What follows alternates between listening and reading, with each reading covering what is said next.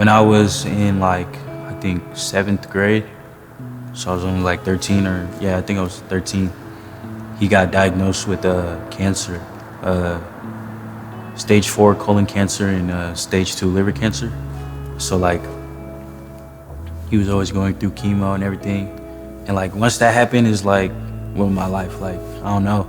I was never home. It's not that I didn't want to be there. It's I didn't want to see him go through what he was going through. So he pretty much sat us all down and he told us he's just gonna take what happens. I'm just gonna have to accept it. And what's crazy is in that moment I didn't even cry. I didn't cry until he actually passed away. And when he told us that, I think it was 5 days later, he passed away right in front of us, in our living room. We were all doing a prayer, and then yeah, he just passed away right there. And then yeah.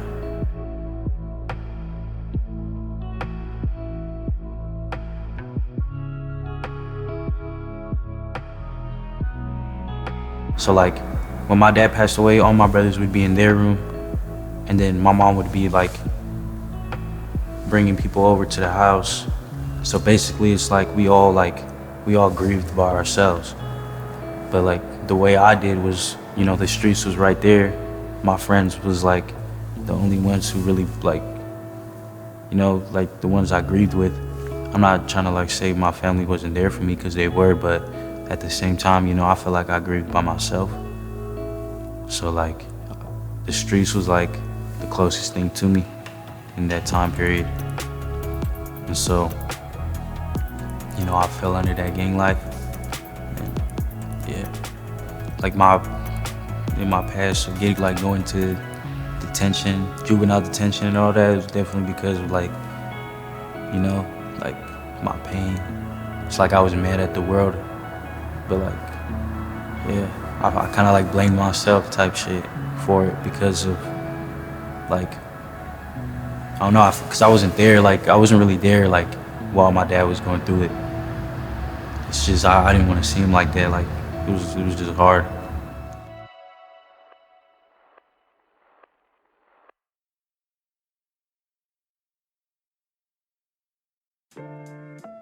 When I was in juvenile detention, in the program, when I was in the school, one of the teachers actually told me because I told him how much credits I had, and I told him I only have 6. He straight up looked at me and said, "You ain't graduating." So I was just okay. That kind of was the reason that built me up. I don't let people get to me. If anything, I let their hate I let their hate build me up. I use it as a motivation. I got into a fight on a school bus, and yeah, I got expelled. Had to go to Roberts High School, and we went to this little hearing, and my dad, it was one of the first times I seen him cry in a while. And it was during his chemo and stuff, when I was only a freshman. And he just looks at me and he's like, "Son, you gotta graduate." He's like, "Cause I don't know if I'm gonna be there when you walk." And then we both just started crying, and yeah, it was pretty much, that's what that promise I gave him was my motivation through all of high school. Even while I was in jail, I would still do my best. That's actually where I got most of my credits from. I feel the weight of the world fell off my shoulders. That was that one thing throughout my life, after my dad passed away. That was the only thing that was I was stressed on, that was weighing me down. It was yeah, it was stressful, but I overcame everything. Did my best. Yeah, graduated, walked the stage, got my diploma, fulfilled his promise.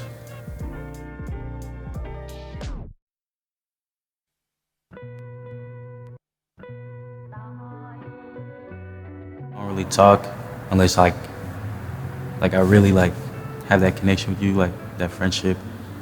But like, also, like, I don't know. It's just weird. Like through music, I could speak. Like I can tell anybody anything.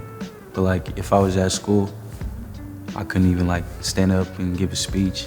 But I could do a song. Yeah. My big brother actually, like he was always rapping, and like I would always just watch, but I was never that good. And I remember one day he played this beat. It was like a Wu-Tang beat. It was Books of War by MF Doom and RZA.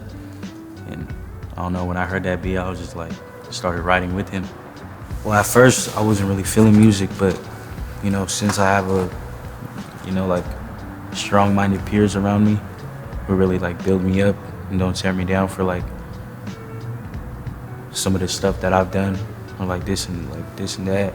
But, yeah, they keep pushing me. They keep, like, telling me to persevere through all of it. And, you know, I just keep on grinding and stay focused, don't lose track, and just remember the reason I'm doing this is for my family and everything. To be able to make like something great and like even showing people that like, you know, the song that you made and like they actually like really like it, it feels even better. It's just like, damn, you don't, yeah, like you start feeling yourself, you're like, damn, yeah, I don't know. That's how I be feeling. I just like, it's kind of like therapeutic just to like sit down on my phone and write lyrics. Cause like I said, like I can't really open up like that, like just to talk. So like for some reason it's so like easy, like it's like so natural for me to like put these things through music. I'm not the best rapper, but I feel like I can make good music. Something like, you know, people that live like me can like relate to. But in a way, it's like everyone can. Like throughout like most of the stuff I've been through, it's not just the gang stuff. It's also like, you know, losing a parent or like going through the struggle or like, you know, going to jail. It's just, yeah, I've been through a lot. I feel like I've been through a lot.